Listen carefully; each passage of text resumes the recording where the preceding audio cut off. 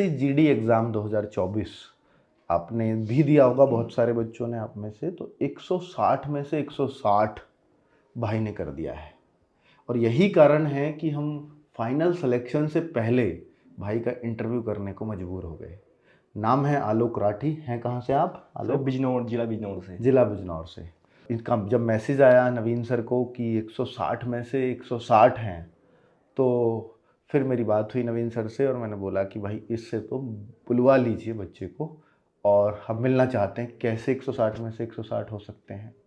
तो अब 160 का मतलब ये है कि हर एक सब्जेक्ट पूरे में से पूरा कर देना। तो भाई ऐसा छुपा रुस्तम था तो पहले सिलेक्शन क्यों नहीं ले लिया, ये भी बच्चों के मन में आता होगा। तो मैं आलोक से पूछना चाहूँगा कि भाई पहला भी एसएससी जीडी दिया था आपने? जी सर। तो वहाँ कितने मार्क्स थे आपके? सर वहाँ तो 63 क्वेश्चंस ठीक हुए थे सिर्फ। अच्छा, जी सर। बहुत सही। और आपका इसका मतलब फिजिकल क्लियर, हाँ फिजिकल जी, तक पहुँचे जी सर। होंगे? फिजिकल के बाद मेडिकल लिस्ट में से बाहर हो गया था। और कोई एग्ज़ाम दिया एसएससी जीडी एसएससी जीडी के बीच में? सर उसके बाद दिल्ली पुलिस का दिया था। अच्छा जी।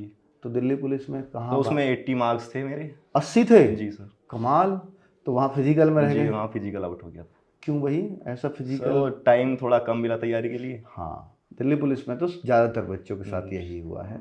तो दिल्ली पुलिस में भी 80 मार्क्स आते ही या पेपर देते ही लग गया होगा कि मैं तो हाँ सिलेक्ट हो जी, जाऊंगा। बिल्कुल। बट तैयारी तो आपको फिजिकल की तब से ही शुरू कर देनी चाहिए थी, क्योंकि पेपर देते ही पता चल जाता है। चलो बहुत सही। कुल मिला के हर एक सब्जेक्ट यानी 20 क्वेश्चन जीएस में करना अपने आप में मैं सबसे ज़्यादा, देखिए आपको मैथ्स में 20 में से 20 मिलेंगे बहुत सारे बच्चे, रीजनिंग में 20 में से 20 मिलेंगे, हिंदी में भी 20 में से 20 मिलेंगे, लेकिन जीएस की जब बात आती है, सर जीएस में ही दो क्वेश्चन गलत हो गए, एक क्वेश्चन गलत हो गया। तो ऐसे बहुत सारे एग्जाम्पल हमारे पास रहे हैं कि 20 में से 19 तो बहुत सारे बच्चों के मिल जाएंगे, लेकिन 20 में से 20 अगर कोई कर रहा है तो वही वो ऐसा आलोक राठी जैसा भाई होता है।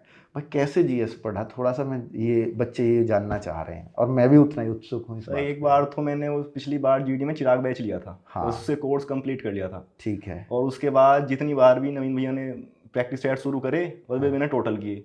हाँ, और आपका जितना भी मॉक टेस्ट हुआ उनमें से कोई नहीं छोड़ा। मॉक टेस्ट सारे जी। दिए? और जो भी क्वेश्चन उसमें गलत होता था मेरा मॉक टेस्ट में, मैं उससे अलग लिख लेता था कॉपी में। हाँ। और वो जिससे दोबारा गलत ना हो फिर से वो। अच्छा, उनको रिवाइज करता रहता था।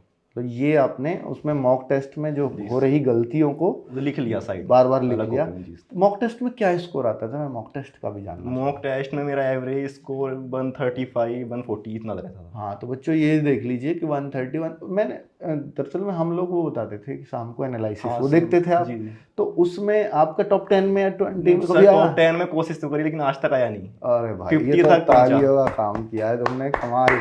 दिखाओ भाई एक बार, उनको भी सर बैठे हैं दोनों जिनका नाम ले रहे। अब मैथ्स और बताइए कि मैथ्स रीजनिंग कैसे किया आपने? एक तो चिराग बैच बता दिया आपने। हाँ जी, कोर्स तो एक ही बार कंप्लीट किया। हाँ, हाँ। लेकिन सर ने जितनी बार भी प्रैक्टिस सेट शुरू करे मैंने छोड़ा नहीं कोई भी। अच्छा, उसे करता रहा रेगुलर, रीजनिंग का भी और मैथ का भी। आरडब्ल्यू का कितना योगदान मानते हैं आप अपने? 100%। 100%। चलिए बहुत बढ़िया। कुछ बच्चे तो ये कहेंगे कि ये तो बात कहवाई गई नहीं सर, होगी जितना ही इससे। पढ़ा है शुरू से ही स्टार्टिंग से यहीं से पढ़ा। अच्छा, सीखा जो भी कुछ। और कहीं से जी, आपने बिल्कुल कोई पढ़ाई नहीं नहीं, की है? यहाँ से ही पढ़ा बिल्कुल। तो एसएससी जीडी के लिए, दिल्ली पुलिस के लिए और कोई एग्जाम इनके अलावा कभी मन में नहीं आया देने का? दिया बीच में सीआरपीएफ हेड कांस्टेबल का दिया था। हाँ, उसमें सिलेक्शन हो गया था एग्जाम का, लेकिन उनमें टाइपिंग नहीं हुई थी, गया नहीं था मैं टाइपिंग में। टाइपिंग में नहीं जा पाए। हाँ। अच्छा ठीक है। और सीपीओ का भी दिया था, उसमें इंग्लिश की वजह से कुछ नंबर से रह गया था। अच्छा। हाँ। तो पिछली बार जो आपने एसएससी जीडी दिया जी। उसमें कितने कितने मार्क्स थे सब्जेक्ट वाइज, थोड़ा बताओ? हिंदी में तो 20 थे पूरे थे? और मैथ में सिर्फ 15 हो पाए थे। अच्छा। और रीजनिंग में 18 थे। हाँ। और जीके में सबसे कम 10 थे। 10 थे? अरे वाह भाई, ये तो बहुत बड़ा काम किया है कि इस बार पूरे 20 ले आए हो।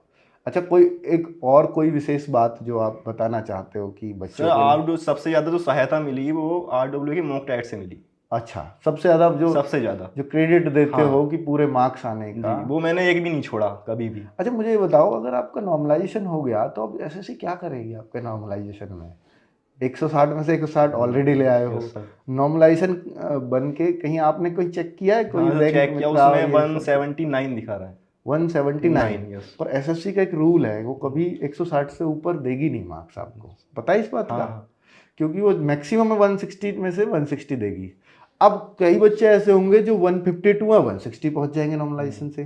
अब आप कैसे देखते हो उनको, मतलब आपको पता एक फ़ायदा मिलेगा यहाँ, एक बच्चा 152 से 160 नॉर्मलाइज होकर के आया है, एक बच्चा ऑलरेडी 160 करके बैठा है, तो वो हमेशा 1 रैंक रहेगा। तो रैंक 1 मुझे लगता है कि इस बार फिजिकल में पास होके आ जाना भाई, बिल्कुल सर, है ना। फिजिकल में फेल हो गया तो हम सबकी बेइज्जती है यहाँ, तो ये देख लेना कि फिजिकल से पहला हम पहली बार कोई इंटरव्यू कर रहे हैं, है ना। सर, तो बिल्कुल पर कोशिश तुमने करेंगे। काम ही ऐसा कर दिया, अगर 159 भी होते तो शायद मैं नहीं उतना इम्प्रेस होता, क्योंकि 160 अपने आप में मतलब नॉर्मलाइजेशन से पहले होना बड़ी बात है, बहुत बड़ी बात है। तो बहुत सारी तालियां अगर मैं जितनी बजा सकता था उन्हें, मतलब बच्चे के लिए अगर टीचर्स ताली बजा रहे हों तो इसका मतलब बच्चे ने बहुत बड़ा काम किया होगा। तो आलोक राठी, बहुत सारा स्वागत है, आप आरडब्ल्यू का ऑफिस घूमिए, और नवीन सर, राहुल सर के साथ आप जो टाइम बिताना चाहते हैं ये भी आपका ऑफिस दिखाएंगे। जी सर। तो बहुत बड़ा है, बहुत बहुत बधाई, और बुलंदियों को छुओ। और मैं कहूँगा कि यहाँ आपकी पहली चॉइस क्या है, एक बार ये और एसएसएफ ही सर। एसएसएफ। तो एसएसएफ में एक बात ये है कि क्यों चुना, पहले तो ये बताओ एसएसएफ क्यों वो चुना? आपसे